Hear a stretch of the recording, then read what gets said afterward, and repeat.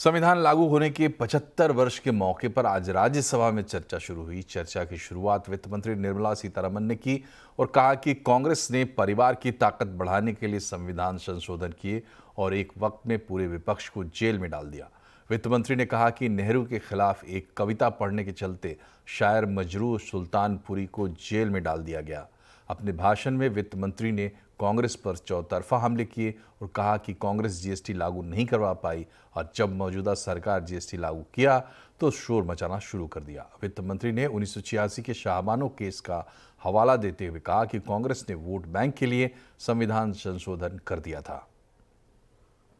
शाहबानो बेगम case में जहां supreme court ने उस महिला को न्याय दिलाने के लिए, एलिमनी देने के लिए, डाइवर्स के बाद जो पैसा मिलना चाहिए वो दिलाने के लिए कोर्ट से जो आदेश आए, the Congress party passed the Muslim women protection of rights on diverse act 1986 which denied, it's very important, it denied Muslim women their right to alimony। सामाजिक न्याय, महिला के लिए न्याय मिलना नहीं चाहिए, चाहे वो कोर्ट में से आता है या कुछ और जगह से आता है, हम कानून से उनको नकार देंगे। वित्त मंत्री के आरोपों पर जवाब देते हुए कांग्रेस अध्यक्ष मल्लिकार्जुन खड़गे ने कहा कि बीजेपी सही मायनों में संविधान को नहीं मानती। नेहरू और कांग्रेस की आलोचना का जवाब देते हुए खड़गे ने कहा कि नेहरू ने कुछ नहीं किया होता तो एक चाय वाला प्रधानमंत्री नहीं बन पाता। 55 साल में आपने क्या किया, 70 साल में क्या? अरे बाबा, हम अगर नहीं करते, तुम लोग इंजीनियर हो के यहाँ नहीं बैठते, डॉक्टर हो के नहीं बैठते थे, और मोदी जी इस देश के प्रधानमंत्री भी नहीं बनते थे, और मैं एक लेबर का बेटा अपोजिशन लीडर भी नहीं बनता था। ये सोच के रखिए आप, तुम अपने आप को 30 मार का मत समझिए। ये सब देन पंडित जवाहरलाल नेहरू जी, महात्मा गांधी की, डॉक्टर अंबेडकर की, वल्लभ भाई पटेल की है। और संविधान पर चर्चा दोनों सदनों में राजनीतिक वार पलटवार बनकर रह गई है। आखिर क्यों? आज आवाज अड्डा में इसी पर होगी बड़ी चर्चा शाम 7:57 पर। सेना मुख्यालय से 1971 में पाकिस्तान के सरेंडर की तस्वीर हटाने को लेकर सियासत गर्मा गई है। इस मुद्दे को लेकर कांग्रेस ने लोकसभा से बॉयकॉट किया है। इधर संसद के बाहर प्रियंका गांधी ने सरकार को घेरा। प्रियंका ने कहा कि यह सेना का अपमान है। आपको बता दें कि भारतीय सेना ने पाकिस्तान के सरेंडर वाली पेंटिंग को हटाकर वहां पेंगोंग सो लेक की फोटो लगाई है। उस फोटो में महाभारत और चाणक्य की तस्वीरें भी है। हालांकि हमें जानकारी मिली है कि 1971 जंग में पाकिस्तान के सरेंडर की तस्वीर दिल्ली के मानेक शॉ सेंटर में लगाई गई है। सेना के हेडक्वार्टर्स में से आज सेना के हेडक्वार्टर्स में से वो तस्वीर उतारी गई है जिसमें पाकिस्तान की सेना आत्मसमर्पण कर रही है हिंदुस्तान भारत की सेना के सामने। माननीय श्री कल्याण बनर्जी जी, उन महान से हो गया।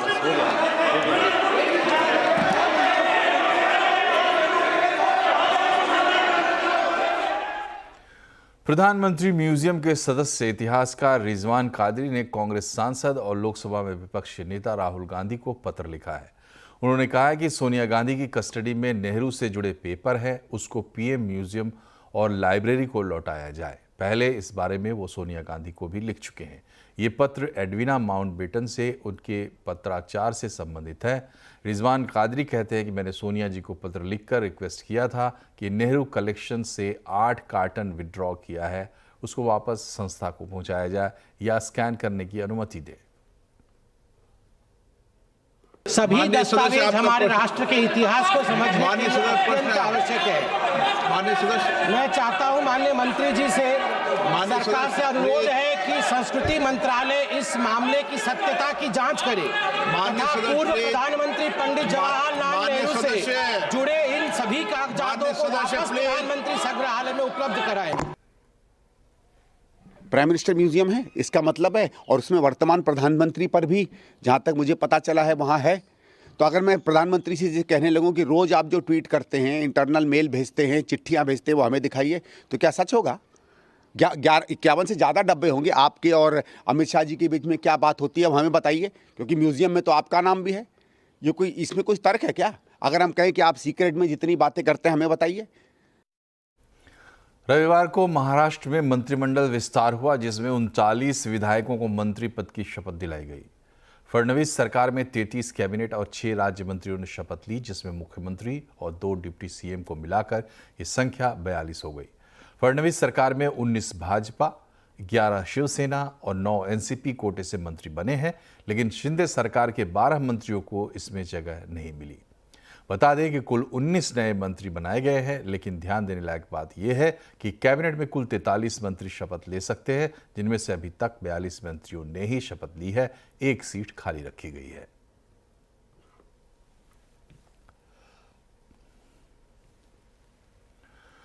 और अब बात करते हैं बाजार की। कारोबारी हफ्ते के पहले दिन बाजार में दबाव देखने को मिला। सेंसेक्स निफ्टी गिरावट के साथ बंद हुए। सेंसेक्स 385 पॉइंट गिरा, निफ्टी 100 पॉइंट फिसलकर बंद हुआ। हालांकि मिड कैप स्मॉल कैप शेयरों में खरीदारी रही। डिटेल्स दे रही हैं कंचन नौटियाल। जैसे कि आपने बताया कि डेफिनेटली हफ्ते के पहले कारोबारी दिन बाजार में एक दबाव तो डेफिनेटली हमें देखने को मिला है, लेकिन स्टॉक स्पेसिफिक अप्रोच एक बार देख लेते हैं कि बाजार में किस तरीके का स्टॉक स्पेसिफिक मोमेंटम रहा है। गेनिंग साइड में निफ्टी की बात करी जाए तो डॉक्टर रेड्डी लैब में करीबन 2% का इजाफा देखने को मिला है। इंडसइंड बैंक 1.5%, एचडीएफसी लाइफ 0.5% और साथ ही साथ पावर ग्रिड में भी करीब 0.5% की हमें एक बढ़त देखने को मिली है। लूजिंग साइड में टाइटन का नंबर सबसे पहले आता है, 2% की कमजोरी। अडानी पोर्ट्स 1.5%, हिंडाल्को में 1.5% और इनफैक्ट टीसीएस भी आज करीबन 1.5% की कमजोरी के साथ बंद हुआ है। गेनिंग साइड की बात करी जाए तो ओबरॉय रियलिटी में अच्छी खासी तेजी देखने को मिली है। इनफैक्ट सारे ही रियलिटी सेक्टर स्टॉक्स देखें हम तो वहां पे अच्छा खासा एक मोमेंटम देखने को मिला है। इनफैक्ट हुडको में 6%, सुंदरम फाइनेंस में हमें 5.5% और डिक्सन टेक्नोलॉजीज में भी करीबन 5% का अपसाइड मोमेंटम देखने को मिला है। लूजिंग पॉकेट की बात करी जाए तो भारतीय हेक्साकॉम करीबन 1% की कमजोरी के साथ बंद हुआ है। एचपीसीएल में 2% का डाउनसाइड देखने को मिला है। टोरेंट पार में भी करीबन 0.25% और कोलगेट में भी हमें 1.5% की एक कमजोरी देखने को मिली है।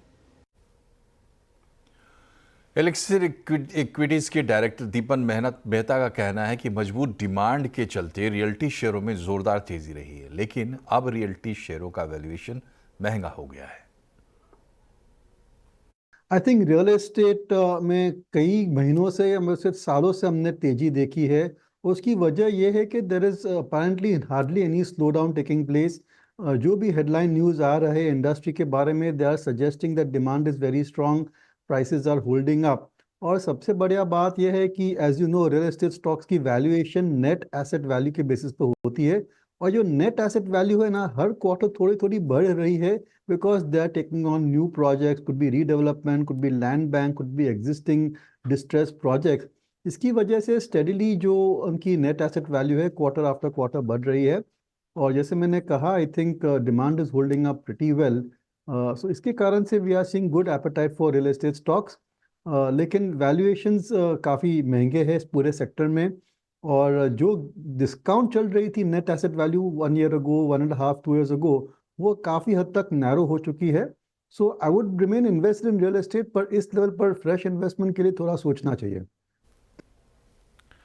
बिटकॉइन में तेजी थमने का नाम नहीं ले रही है। बिटकॉइन का भाव $1,06,000 के पार निकल गया है। तो बिटकॉइन की तेजी और रॉकेट की रफ्तार क्यों है, बता रही हैं मनीषा गुप्ता।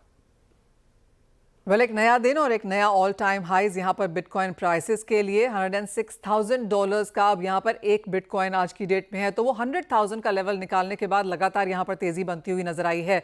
अगर यूएस इलेक्शन से अब तक देखें तो 41% की तेजी बिटकॉइन दिखा चुका है, और उसी के साथ बिटकॉइन का जो ओवरऑल मार्केट कैप है वो 2 ट्रिलियन के ऊपर है। और ओवरऑल सारी क्रिप्टो करेंसीज देखें तो $3.88 ट्रिलियन की अब ये मार्केट कैपिटल हो चुकी है। एक्चुअली अच्छा खासा पुश हमने यहाँ पर यूएस प्रेसिडेंट इलेक्ट ट्रंप को, जो उन्होंने इलेक्शन जीता है उसके बाद से आया है। यूएस प्रेसिडेंट यानी कि ट्रंप ने वीकेंड पे कहा है कि वो बिटकॉइन स्ट्रैटेजिक रिजर्व बनाना चाहते हैं, तो लेटेस्ट तेजी ऑफ कोर्स वहां से आई। इन एनी केस इलेक्शन से अब तक हमने करीबन 40-42% तक की तेजी बिटकॉइन में आते हुए देखी है। अच्छी खासी बढ़त यहाँ पर बाकी ऑल्ट कॉइन्स में भी नजर आई है। ट्रंप ने यह भी कहा है कि वो यूएस को crypto capital of the world बनाएंगे। तो क्लियरली काफी सारा सपोर्ट यहां पर क्रिप्टो करेंसीज पे नई गवर्नमेंट शायद लेकर आएगी। फर्स्ट क्वार्टर 2025 उस लिहाज से काफी इंपॉर्टेंट रहेगा देखने के लिए। अब अगर इंडियन मार्केट्स की बात की जाए तो हमने रिकॉर्ड वॉल्यूम्स 2021 में आते हुए देखी थी। 2022 में लेकिन सरकार ने 30% टैक्स और 1% का टीडीएस लगा दिया, तो वो वॉल्यूम्स जो थी वो 90% गिर गई और सिर्फ 10% तक रह गई। लेकिन इस साल में जिस तरह की तेजी हमने यहाँ पर क्रिप्टो के प्राइसेस में आते हुए देखी है, एक्सचेंजेस हमें बताते हैं कि करीबन 6 to 7 टाइम्स यहां पर पार्टिसिपेशन बढ़ा है। नए लोग अब यहां पर एंट्री कर रहे हैं। टैक्स तो देना ही पड़ेगा, लेकिन उसके साथ साथ जिस तरह की बढ़त यहां पर क्रिप्टो करेंसीज में देखने को मिली है, उसका फायदा यहां पर इंडियंस भी उठाते हुए नजर आए हैं। बगैर मंजूरी के लोन देने का धंधा करने पर सख्ती होने वाली है। सरकार एक बिल लाने वाली है और आरबीआई ने इसका ड्राफ्ट सरकार के साथ साझा किया है। इस एक्सक्लूसिव खबर के साथ जुड़ गए हमारे senior economic policy editor Lakshman Rai. बताएं लक्ष्मण जी। दरअसल जो मुझे सूत्रों से जानकारी मिली है उसके मुताबिक सरकार जो खास तौर से ऐसी कंपनियां हैं जो किसी से मान्यता प्राप्त नहीं है, अनरेगुलेटेड है, लेकिन वो लेंडिंग एक्टिविटी में है, यानी लोगों को, छोटी छोटी कंपनियों को कर्ज मुहैया करा रहे हैं, तो ऐसी कंपनियों पर पाबंदी लगाने की तैयारी में है। और चूंकि ये सारा मामला काफ़ी हद तक रिजर्व बैंक के दायरे में आता है, तो रिजर्व बैंक और वित्त मंत्रालय के बीच में पहले सलाह मशविरा हुआ और फिर रिजर्व बैंक ने इसका एक ड्राफ्ट तैयार किया इस पूरे बिल का, जिसका नाम दिया है banning of unorganised lending activities. तो इसको बंद करने की बात की गई है। इसमें जो गैर मान्यता प्राप्त लेंडिंग कंपनियां हैं उस पर बैन लगाया जाएगा, ऐसी कंपनियों को फाइनेंस करने पर बैन लगाया जाएगा, ऐसी कंपनियों के विज्ञापन पर बैन लगाया जाएगा। इतना ही नहीं, इसके लिए आप कोई भी दूसरे संस्थाओं से कोई भी लेन देन नहीं कर सकेंगे, इस पर पूरी तरह से बैन लगाया जाएगा। इसके लिए एक अथॉरिटी बनाने का सुझाव दिया गया है। अथॉरिटी पूरा डेटाबेस रखेगी कौन कौन से रेगुलेटेड कंपनियां हैं जिनसे आप लेंडिंग कर सकेंगे। और इसका मुख्य मकसद ये है कि रिजर्व बैंक को भी और वित्त मंत्रालय को भी कई सारे इनपुट्स मिले, जहां पे ये देखने को मिला कि शहरों में ऐसे कुकुरमुत्ते की तरह कंपनियां निकल गई हैं जो बगैर केवाईसी किए, बगैर किसी नॉर्म्स का ध्यान में रखते हुए लोगों को कर्ज देती हैं, जो कर्ज में डूब चुके हैं उनको चुकाने के लिए कर्ज देती हैं। तो पूरा चेन बना हुआ है और इससे पूरे फाइनेंशियल सिस्टम पे काफी बड़ा जोखिम हो रहा है। इसलिए इस बिल को लाने की तैयारी में सरकार है। यूपी विधानसभा का शीतकालीन सत्र आज शुरू हुआ, जहां मुख्यमंत्री योगी आज फायर मोड में नजर आए। योगी ने संभल मामले पर बात की और विपक्ष पर जमकर निशाना साधा। कानून को हाथ में लेने वालों के लिए उन्होंने कहा कि संभल में एक भी गिरफ्तारी बिना साक्ष्य के नहीं हो रही है। जिसने भी पत्थरबाजी की होगी, माहौल खराब किया होगा, उसमें से एक भी नहीं बचेगा। वहां का माहौल इतना तनावपूर्ण किसने बनाया था? ये पत्थरबाज कौन थे? एक भी गिरफ्तारी बिना साक्ष्य के नहीं हो रही है। और याद रखना, जिसने पत्थरबाजी की होगी, जिसने माहौल खराब किया होगा, उसमें एक भी बचने वाला भी नहीं है। एक भी नहीं बचेगा। प्रयागराज में महाकुंभ को लेकर संगम नगरी में साधु संतों का जमावड़ा बढ़ता जा रहा है। प्रयागराज में लगने वाले कुंभ में ने लोगों को कमाई का भी नया साधन दिया है। एक दंपत्ति पूरी डोम सिटी बना रही है। यहाँ से आप पूरे संगम का 360 डिग्री व्यू देख सकते हैं। संवाददाता सपना की रिपोर्ट। प्रयागराज में लगने जा रहा कुंभ का मेला सिर्फ सनातन का ही एक बड़ा मेला नहीं रह गया है। अब वो व्यवसाय के, व्यापार के नए आयामों को छू रहा है। मैं अब आपको एक ऐसी चीज़ दिखाने जा रही हूँ जो अक्सर आपने हिल स्टेशंस में देखी होगी, लेकिन एक दंपत्ति है नागपुर की जो ऐसा कुंभ के मेले में भी करने जा रही है। ये देखिए, ये डोम देखिए आप। मैं ये डोम आपको दिखाती हूँ और उसके बाद उन दंपत्ति से भी मिलवाऊंगी। ये डोम देखिए, अभी क्योंकि ये कंस्ट्रक्टिंग मोड में है तो आपको नज़र उतनी अच्छी तरीके से नहीं आएंगे, आपको लगेगा कि शायद उतने बेहतर नहीं बन पा रहे हैं। पूरी तरीके से ये डोम बनाया गया है और उधर भी देखिए एक छोटा सा डोम बनाया गया है जिसे चेंजिंग रूम की तरह रखा जाएगा। यहाँ पूरा फर्निश कर दिया जाएगा और अगर थोड़ा सा आप कैमरा पैन करेंगे तो इधर आप देख पाएंगे, देखिए गंगा की धारा देख पाएंगे जहाँ संगम हो जाता है और उसके बाद में ये धारा आप देख पाएंगे। एक और ये डोम अभी बनाया जा रहा है, ये भी कंस्ट्रक्टिंग मोड में है। ऐसे 44 डोम बनाना चाहती है दंपत्ति और यहाँ इनका ये सबसे बड़ा कॉन्सेप्ट ये है कि हम 180 नहीं 360 डिग्री से संगम के आपको दर्शन कराएंगे। वो देखिए आप देख पाएंगे, पंटुल पुल भी नजर आएगा, धारा भी नजर आएगी। तो यहाँ रहिए भी और साथ ही साथ आप यहाँ रहकर दर्शन भी कर सकते हैं। प्रयागराज महाकुंभ से पहले यहाँ का एक पार्क काफ़ी चर्चा में है। इस पार्क का नाम दिया गया है शिवालय। खास बात यह है कि इस पार्क में ज्योतिर्लिंग और मंदिरों की आकृतियां कबाड़ से तैयार की गई हैं, जिस पर 14 करोड़ की लागत आई है। कुल 22 स्ट्रक्चर में से 12 ज्योतिर्लिंग, 6 शिव मंदिर, नंदी, समुद्र मंथन, हिंदू यूनिवर्स और त्रिशूल शामिल हैं। देखिए संवाददाता रवि की रिपोर्ट। प्रयागराज का ऐसा पार्क जहां पर भीड़ काफ़ी ज़्यादा बढ़ रही है और इसको देखने के लिए आप देखें कि यह अनूठा पार्क है और वेस्ट मटेरियल से तैयार किया गया है। उत्तर प्रदेश के मुख्यमंत्री योगी आदित्यनाथ भी आए थे और इस पार्क का उद्घाटन अभी हाल फिलहाल में हुआ है।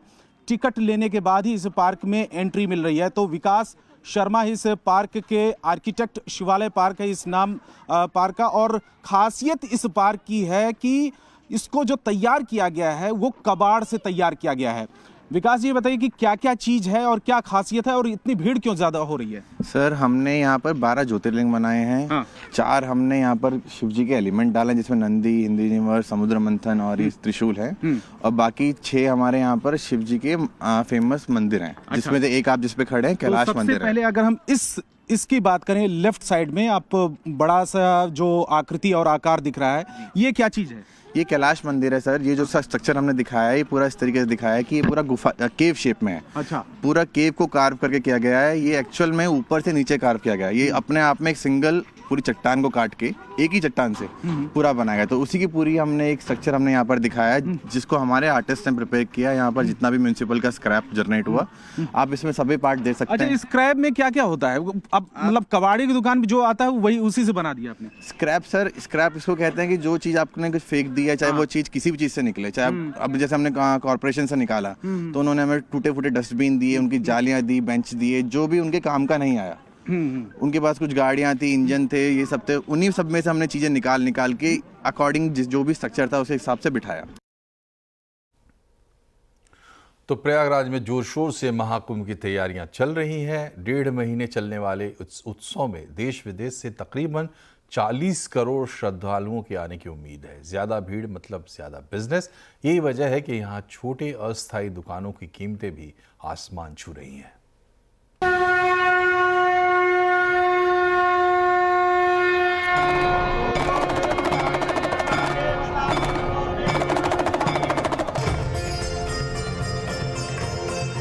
प्रयागराज महाकुंभ में इस बार 1.5 महीने के दौरान करीब 40 करोड़ श्रद्धालुओं के पहुंचने का अनुमान है। जाहिर है इतने बड़े फुटफॉल से बड़े बिजनेस के मौके मिलेंगे।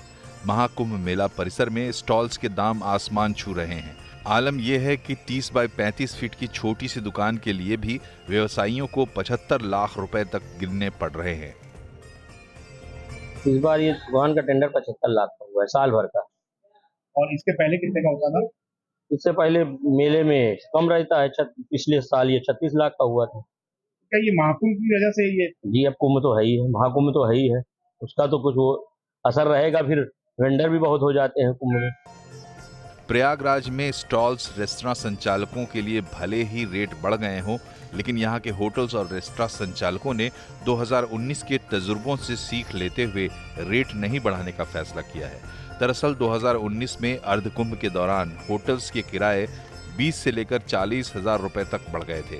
इसका फायदा बनारस के होटल संचालकों ने उठा लिया और प्रयागराज के होटल्स खाली रह गए। लेकिन इस बार पुरानी गलती नहीं दोहराई जाएगी।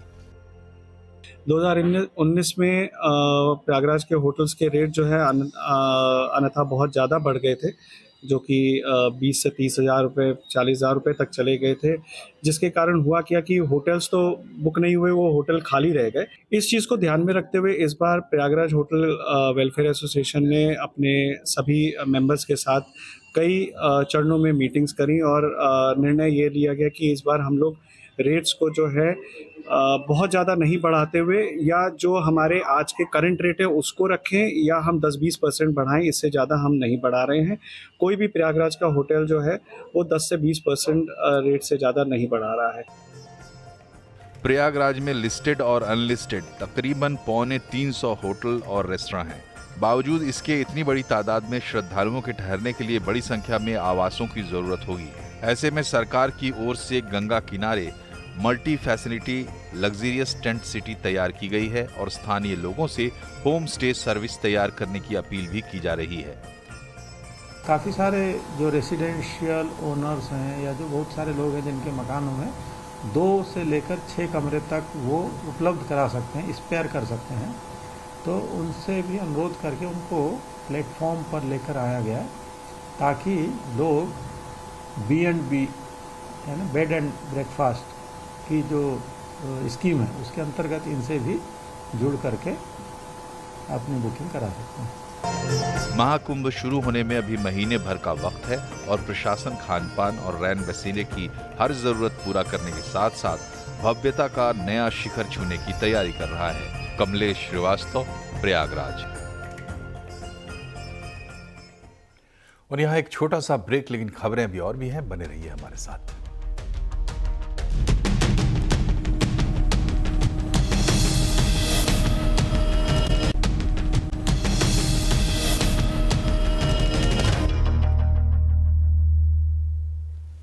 ब्रेक के बाद एक बार फिर से आपका स्वागत है। भारत दौरे पर दिल्ली पहुंचे श्रीलंका के राष्ट्रपति अनुराग कुमार दिसानायके का राष्ट्रपति भवन में औपचारिक स्वागत हुआ।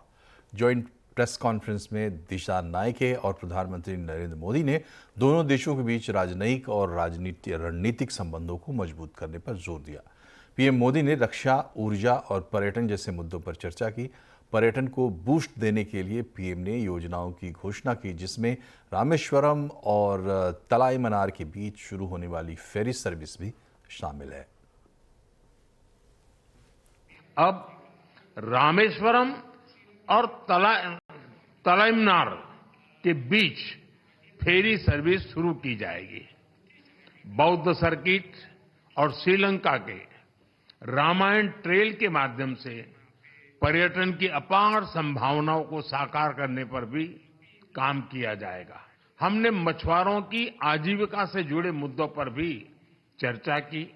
मैंने राष्ट्रपति दिसानायक को आश्वासन दिया है कि श्रीलंका के विकास के लिए अनेक प्रयासों में भारत एक भरोसेमंद और विश्वसनीय पार्टनर बना रहेगा। तबले के सरताज उस्ताद जाकिर हुसैन का निधन हो गया है। उनके निधन की खबर रविवार रात से आ रही थी, लेकिन सोमवार सुबह परिवार ने इसकी पुष्टि की। वे सांस की गंभीर बीमारी का सामना कर रहे थे। 2 हफ्ते से अमेरिका के सैन फ्रांसिस्को के अस्पताल में उनका इलाज चल रहा था। वो 73 साल के थे। प्रधानमंत्री नरेंद्र मोदी ने उन्हें श्रद्धांजलि दी है। पीएम ने कहा है कि उस्ताद जाकिर हुसैन ने तबले को ग्लोबल स्टेज पर पहुंचाया। जाकिर हुसैन को ग्रैमी अवार्ड समेत दुनिया भर के सैकड़ों सम्मान प्राप्त हुए थे। उन्हें तबले पर जादुई अंदाज के लिए उस्ताद कहा जाता था।